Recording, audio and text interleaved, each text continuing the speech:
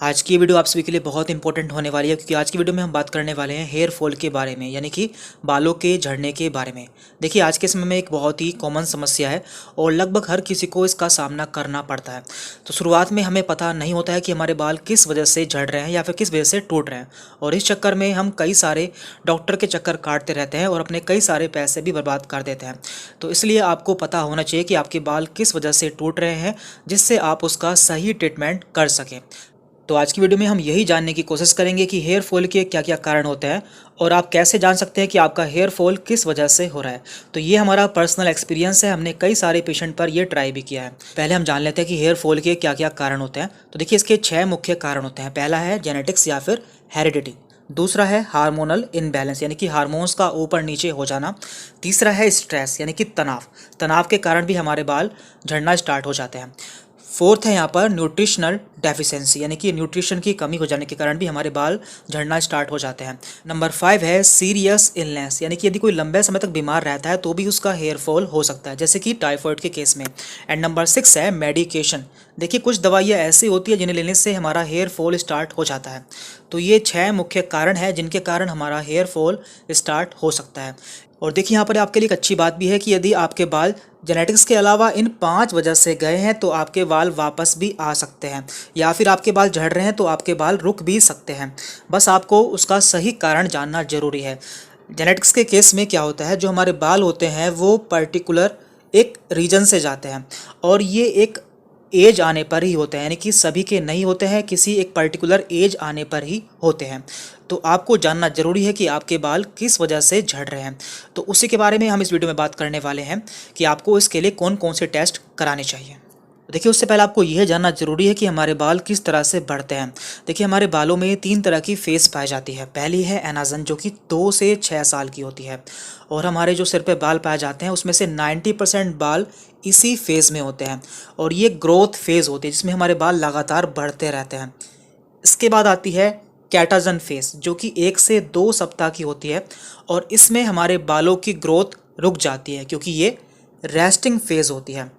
इसके बाद आती है टिलोजन फेज, जो कि 5 से 6 सप्ताह की होती है। इसमें क्या होता है, जो हमारे बाल बड़े हो जाते हैं या फिर बूढ़े हो जाते हैं तो वो गिरना स्टार्ट हो जाते हैं। तो आप देखते होंगे कि आपके डेली कुछ बाल गिरते रहते हैं, तो वो इसी के कारण होता है, लेकिन उसकी जगह पर दूसरा नया बाल उग जाता है। तो ये एक नॉर्मल प्रोसेस होता है जो कि चलता रहता है। तो ये हमारे बालों की लाइफ साइकिल होती है। हम बात कर लेते हैं कि आपके बाल क्यों झड़ रहे हैं, तो आप इसे कैसे जान सकते हैं। तो पहला रीज़न था जेनेटिक्स। जेनेटिक्स में क्या होता है, जो आपके बाल जाते हैं वो एक पैटर्न में जाते हैं, जिसे कि हम मेल्स में मेल पैटर्न हेयर लॉस कहते हैं और फीमेल्स में फीमेल पैटर्न हेयर लॉस कहते हैं।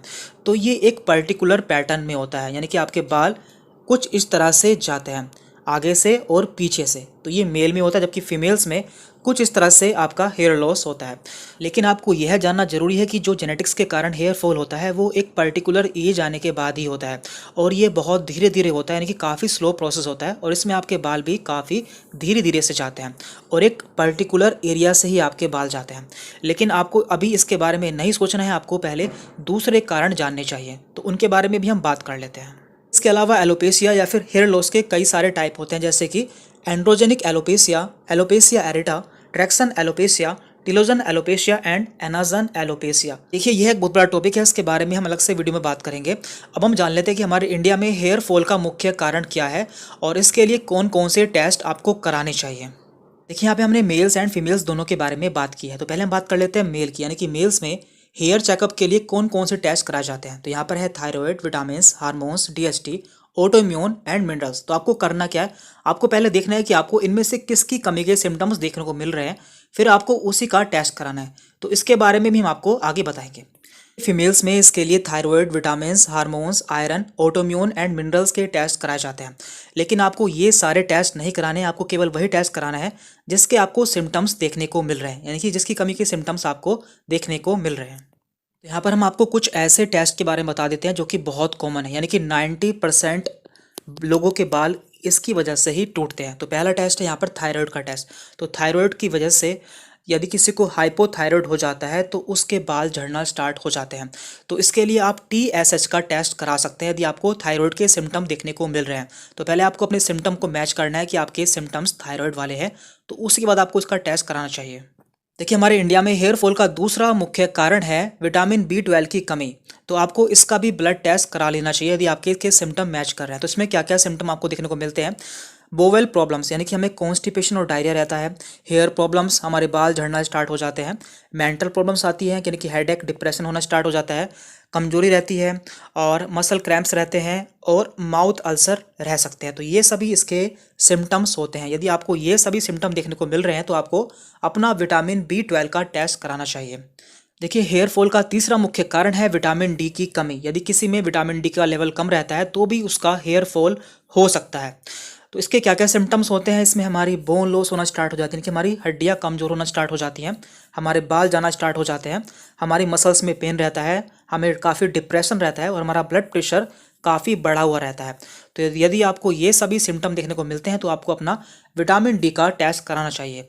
यदि आपका विटामिन डी कम मिलता है तो आपको उसे पूरा करना चाहिए क्योंकि इसकी वजह से भी आपके बाल टूटना स्टार्ट हो जाते हैं। पर हेयर फॉल के लिए अगला टेस्ट है आयरन या फिर फेरेटिन टेस्ट। तो ये मेनली फीमेल्स में देखने को मिलता है यानी कि फीमेल्स में आयरन की कमी के कारण उनके बाल झड़ना स्टार्ट हो जाते हैं। तो यदि आप में काफ़ी कमजोरी रहती है, थकान रहती है और आपका हेयर लॉस हो रहा है तो आपको अपना आयरन का टेस्ट कराना चाहिए। तो फीमेल्स में बालों का झड़ना एक बहुत ही कॉमन समस्या है जो कि आयरन की कमी के कारण हो सकती है। यहाँ पर हम आपको कुछ ब्लड रिपोर्ट भी शेयर कर देते हैं। तो ये एक पेशेंट की रिपोर्ट है जिसका हमने टेस्ट कराया था। तो ये है TSH का टेस्ट यानी कि थायराइड का टेस्ट। तो इनका लेवल आया था 5.44 जो कि नॉर्मल होता है 0.55 से 4.78। तो इनका इसी के कारण इनका हेयर लॉस होना स्टार्ट हो गया था और इन्होंने इसे सही कर लिया था तो इनका हेयर फॉल होना बंद हो गया था। तो यदि आपका भी TSH बड़ा होता है तो आपका हेयर फॉल होना स्टार्ट हो सकता है। तो यदि आप इसे ठीक कर लेंगे तो आपका हेयर फॉल दोबारा से बंद हो जाएगा और आपके जो बाल चले गए हैं वो भी वापस आ जाएंगे। यहाँ पर हमारे पास दूसरी रिपोर्ट है आयरन डेफिशिएंसी प्रोफाइल की यानी कि आयरन की रिपोर्ट। तो इनका आयरन सीरम है यहाँ पर 61। तो नॉर्मली होता है 65 से 175 और इनका ट्रांसफेरिन है 172 जो कि नॉर्मली होता है 200 से 360 के बीच में। तो इस तरह से आप अपना आयरन का टेस्ट भी करा सकते हैं। और यहाँ पर तीसरी रिपोर्ट है विटामिन डी और विटामिन B12 की। तो एक पेशेंट थे जिनका विटामिन डी काफ़ी कम आया था 8.69 और इसकी नॉर्मल वैल्यू होती है 30 से 100 के बीच में। तो इनका ये काफ़ी कम था जिसके कारण इनका हेयर फॉल होना स्टार्ट हो गया था और जब इन्होंने इसे पूरा कर लिया तो इनके बाल वापस से आ गए थे। तो इस तरह से यदि आपका विटामिन डी कम रहता है तो आपके बाल झड़ना स्टार्ट हो जाते हैं। और यहाँ पर इनका विटामिन B12 भी थोड़ा सा कम था जो कि नॉर्मली 211 से 911 होना चाहिए और इनका 181 था। तो इस तरह से आप अपना ब्लड टेस्ट कराकर अपने बालों के झड़ने का कारण जान सकते हैं। तो आज की वीडियो में इतना ही था। आगे भी हम इस पर डिटेल में वीडियो अपलोड करेंगे जिसमें हम हेयर फॉल के हर टाइप को अच्छे से समझाएंगे। तो इसलिए यदि आप हमारे चैनल पर नए हैं तो चैनल को सब्सक्राइब कर लें जिससे आगे भी आपको हमारी वीडियोज़ के नोटिफिकेशन मिलते रहे। Thank you very much.